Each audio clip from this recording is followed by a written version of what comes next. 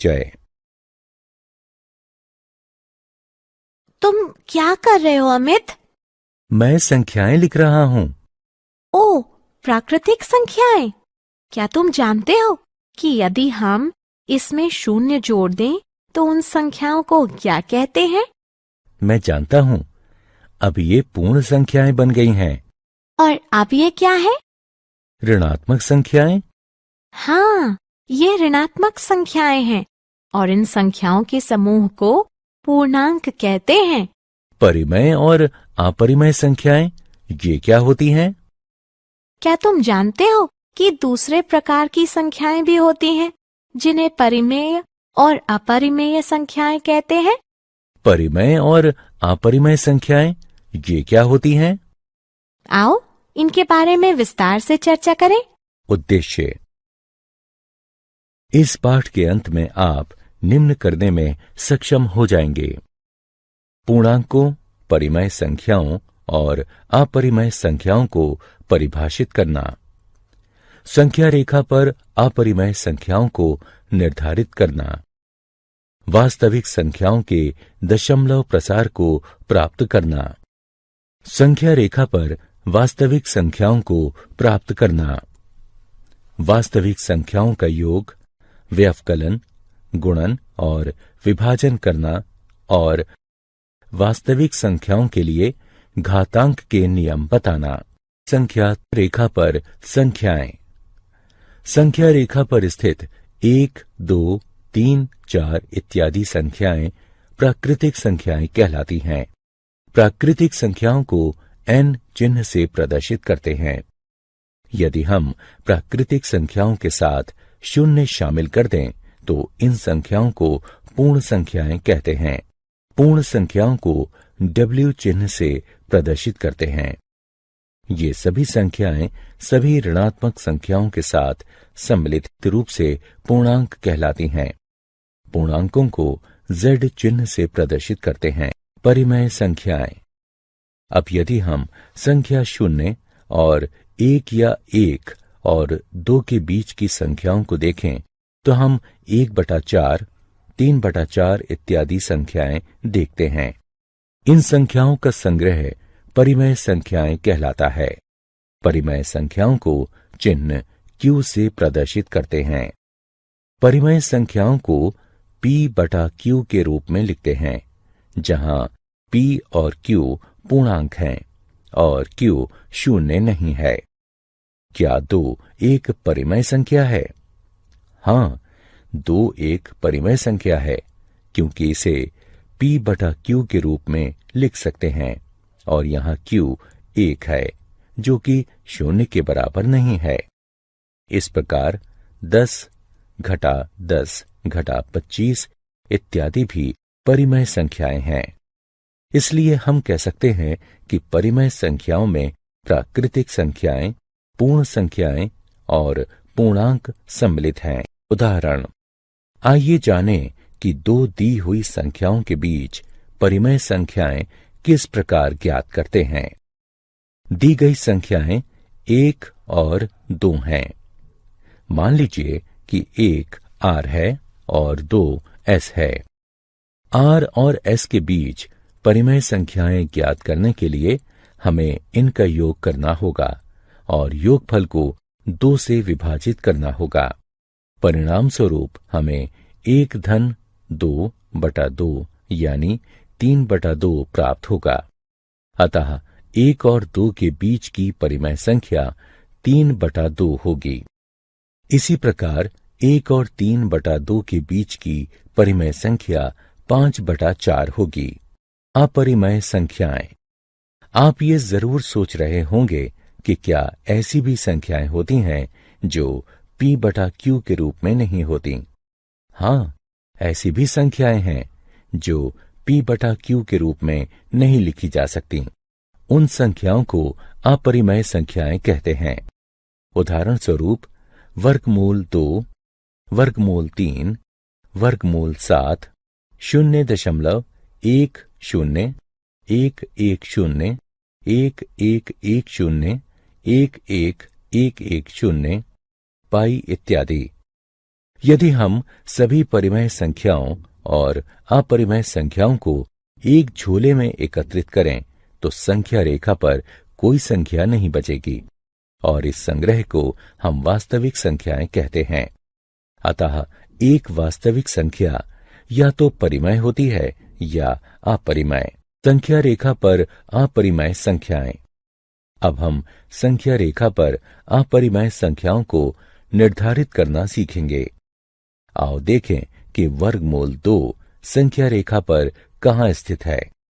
इसके लिए हम पहले एक एकक वर्ग OABC लेंगे जिसकी प्रत्येक भुजा की लंबाई एक एकक हो।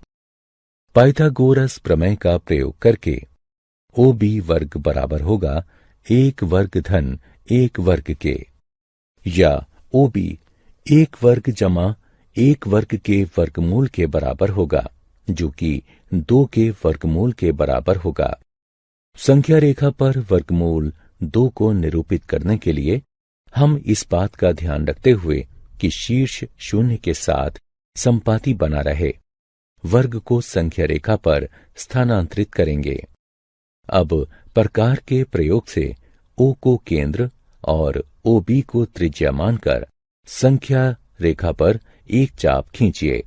इस बिंदु को P नाम दीजिए।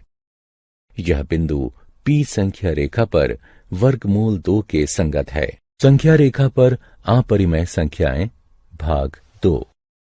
इसी प्रकार संख्या रेखा पर 3 का वर्गमूल निर्धारित करने के लिए हम OB के लंबवत एकक लंबाई के BD का निर्माण करेंगे। फिर पाइथागोरस प्रमेय के अनुसार OD बराबर 2 वर्ग के वर्गमूल जमा 1 वर्ग के वर्गमूल के बराबर है जो कि 3 के वर्गमूल के बराबर है।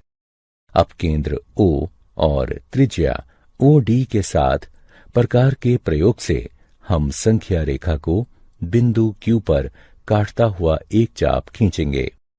बिंदु Q संख्या रेखा पर 3 के वर्गमूल के संगत है। वास्तविक संख्याओं का दशमलव प्रसार।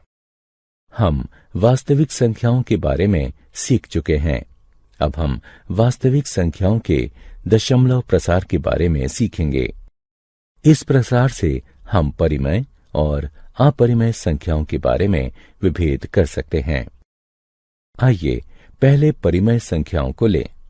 हम इन 3 संख्याओं का दशमलव प्रसार ज्ञात करेंगे। यहां हम देख सकते हैं कि 10/3 के दशमलव प्रसार में हमें शेष 1, 1, 1, 1, 1 प्राप्त हुआ। इसी प्रकार 7/8 का दशमलव प्रसार से शेष 6, 4, 0 प्राप्त हुआ और 1/7 का शेष 3, 2, 6, 4, 5, 1 है। वास्तविक संख्याओं का दशमलव प्रसार। द्वितीय, इन सभी उदाहरणों में आपने कुछ ध्यान दिया? ध्यान दीजिए कि शेष या तो एक चरण के बाद 0 हो जाता है या फिर खुद को दोहराता है। आइए इन सभी मामलों को एक एक करके देखें। पहली स्थिति, यदि शेष 0 हो जाता है तो दशमलव प्रसार कुछ निश्चित चरणों के बाद समाप्त हो जाता है। ऐसी संख्याओं का दशमलव प्रसार शांत होता है। दूसरा मामला, यदि शेष कभी भी 0 नहीं होता या स्वयं को दोहराता नहीं है तो ऐसी संख्याओं का दशमलव प्रसार अनवसानी आवर्ती होता है। उदाहरण, आइए एक उदाहरण देखें। 1/3 एक परिमेय संख्या है। 1/3 का दशमलव प्रसार 0.3333 इत्यादि है। जैसा कि हम देख सकते हैं कि 3 की यहां पुनरावृत्ति हो रही है। इसे हम 0.3 बार के रूप में लिखते हैं। आइए एक और उदाहरण लें। 1/7 का दशमलव प्रसार 0.142857 142857 है। यहाँ 142857 आवर्ती है, अतः हम इसे 0.1428 1 4 2 8 5 7 बार के रूप में लिख सकते हैं।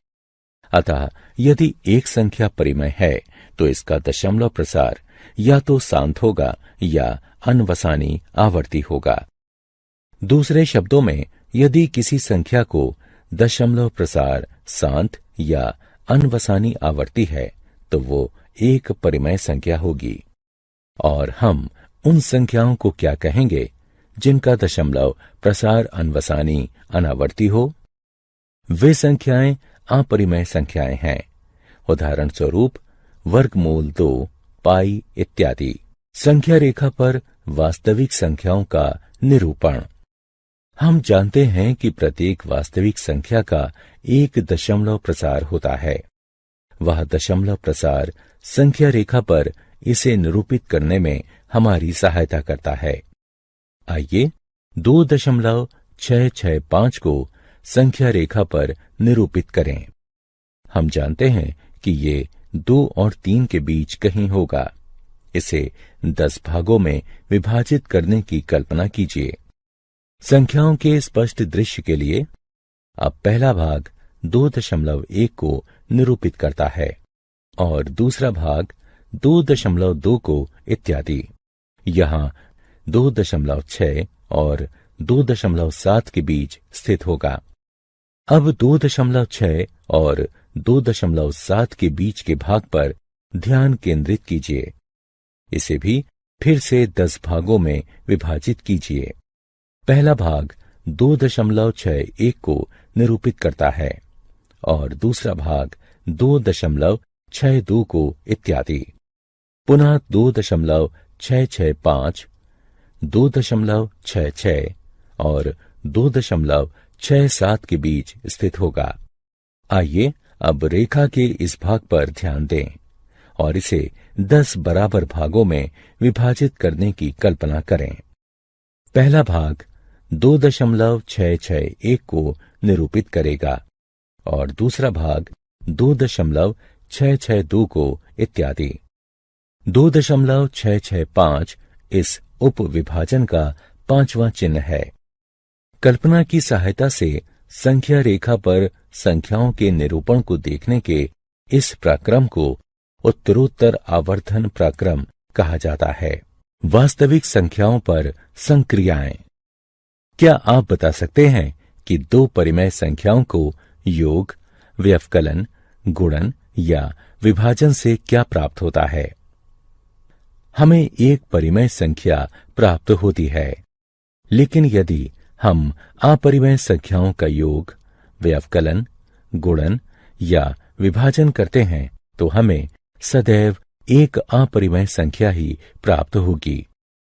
अब सोचिए, यदि हम एक परिमेय संख्या का किसी अपरिमेय संख्या से योग या गुणन करें तो हमें क्या प्राप्त होगा? हमें जो परिणाम प्राप्त होगा वह एक अपरिमेय संख्या होगी। आइए अब कुछ उदाहरण देखें। उदाहरण, आइए 2 वर्गमूल 2 जमा 5 वर्गमूल 3 और वर्गमूल 2 घटा 3 वर्गमूल 3 का योग करें। हम इसे इस प्रकार भी लिख सकते हैं। इस प्रकार हमें जो उत्तर प्राप्त होगा वह 3 वर्गमूल 2 जमा 2 वर्गमूल 3 है। आइए अब 8 वर्गमूल 15 को 2 वर्गमूल 3 से विभाजित करें। इसे हम इस प्रकार लिखेंगे। 8 वर्गमूल 15 को हम 8 वर्गमूल 3 और वर्गमूल 5 के गुणन के रूप में लिख सकते हैं। इस प्रकार हमें जो उत्तर प्राप्त हुआ वह 4 वर्गमूल 5 है। अतः इन उदाहरणों से हम यह निष्कर्ष निकाल सकते हैं कि परिमेय संख्याओं का अपरिमेय संख्याओं से योग या व्यवकलन अपरिमेय होता है और किसी गैर शून्य परिमेय संख्या का किसी अपरिमेय संख्या से गुणन या अनुपात अपरिमेय होता है। सर्व समीकाएं। आइए अब वर्गमूलों से संबंधित कुछ सर्व समीकाएं देखें। मान लीजिए कि a और b 2 धनात्मक वास्तविक संख्याएं हैं, तब a b का वर्गमूल वर्गमूल a गुणा वर्गमूल b के बराबर होगा। वर्गमूल a बटा b वर्गमूल a बटा वर्गमूल b के बराबर होगा। वर्गमूल a धन वर्गमूल b का वर्गमूल a ऋण वर्गमूल b से गुणन करने पर परिणाम a ऋण b प्राप्त होगा। a धन वर्गमूल b का a ऋण वर्गमूल b से गुणन करने पर परिणाम वर्ग a ऋण b प्राप्त होगा। वर्गमूल a धन वर्गमूल b गुणा वर्गमूल c धन वर्गमूल d बराबर होगा वर्गमूल ac धन वर्गमूल ad धन वर्गमूल bc धन वर्गमूल bd के। वर्गमूल a धन वर्गमूल b पूरे का वर्ग बराबर होगा a धन 2 वर्गमूल ab धन b के। इन सर्व समीकरणों का प्रयोग हम विभिन्न व्यंजकों के प्रयोग में कर सकते हैं। हर का परिमयकरण। अब इस संख्या को देखें। संख्या रेखा पर इसकी स्थिति बताना कठिन है, लेकिन हम इसके हर का परिमयकरण कर सकते हैं। इससे हर एक परिमेय संख्या बन जाएगा और हम आसानी से संख्या रेखा पर इसकी स्थिति बता सकते हैं। तो आइए हम हर का परिमयकरण करना सीखें। क्योंकि यहां 2 का वर्गमूल अपरिमेय है, इसलिए यदि हम इसका स्वयं से गुणन कर दें तो यह परिमेय हो जाएगा। अतः परिमयकरण के लिए हम 1 बटा वर्गमूल 2 का वर्गमूल 2 बटा वर्गमूल 2 से गुणन कर देंगे, क्योंकि यह 1 के बराबर होता है। इसलिए 1 बटा वर्गमूल 2 बराबर होता है वर्गमूल 2 बटा 2 के। अब 1 बटा वर्गमूल 2 को संख्या रेखा पर निरूपित करना आसान है। यह 0 और वर्गमूल 2 के मध्य स्थित है। वास्तविक संख्याओं के लिए घातांक नियम। घातांक के नियमों को याद कीजिए। यहां a को आधार तथा m और n को घातांक कहते हैं। यहां अनुमान लगाइए कि a की घात 0 क्या होगा। हाँ, a की घात 0 1 होगा। आइए अब मान लें a 0 से बड़ी धनात्मक संख्या है तथा p और q परिमेय संख्याएं हैं। तब हम ये कह सकते हैं, गुणन में यदि आधार समान हो तो घातांकों का योग होता है। गुणन में एक ही आधार के 2 घातांकों का आपस में गुणन होता है। विभाजन में जब आधार समान होता है तो घातांकों का व्यवकलन होता है, और जब घातांक समान हो लेकिन आधार भिन्न हो और उनका गुणन हो रहा हो तो हम घातांक को उभयनिष्ठ के रूप में ले लेते हैं। उदाहरण। आइए अब इन सर्व समीकरणों के प्रयोग से कुछ उदाहरणों को हल करें। आइए पहले को सरल बनाएं। 3 का घात 1 बटा 5 है और पूरे का घात 4 है। 1 बटा 5 का 4 से गुणन करने पर 4 बटा 5 प्राप्त हुआ। अतः इसका उत्तर 3 की घात 4 बटा 5। आइए अब दूसरा उदाहरण देखें। 13 की घात 1 बटा 5 गुणा 17 की घात 1 बटा 5 बराबर है 13 गुणा 17 पूरे की घात 1 बटा 5, जो कि 221 की घात 1 बटा 5 के बराबर है। क्या आप जानते हैं, प्रसिद्ध गणितज्ञ और दार्शनिक पाइथागोरस का ग्रीस निवासी अनुयायी पाइथागोरियन पहला व्यक्ति था जिसने 400 ईसा पूर्व उन संख्याओं की खोज की जो परिमेय नहीं थीं। इन संख्याओं को अपरिमेय संख्याएं कहा जाता है। ग्रीक का जीनियस गणितज्ञ आर्किमिडीज ही वह पहला व्यक्ति था जिसने पाई के दशमलव प्रसार में अंकों को अभिकलित किया था। उसने दिखाया कि 3.140845 छोटा है पाई छोटा 3.142857 होता है।